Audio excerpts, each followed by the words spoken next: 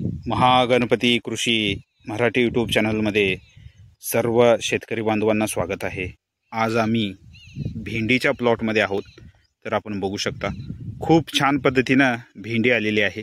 हे पहा, तर भेंडीमध्ये वाढ खूप छान झालेली आहे। पानाची रुंदी खूप छान झालेली आहे।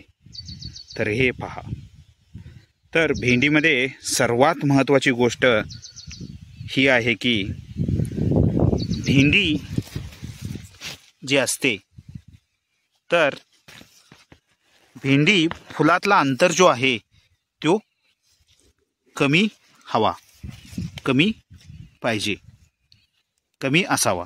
तर हे बघू शकता आपण, दोन फुलामधला अंतर जो आहे तो कमी असावा। हे पहा, ह्या पद्धतीने भेंडी दोन फुलामधला अंतर कमी असेल तर उत्पादन हे जास्त होतं।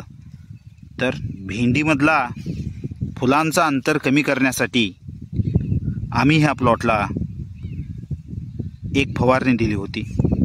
तर ह्या पद्धतीनं अंतर जर कमी असेल तर उत्पादन हे जास्त होतं।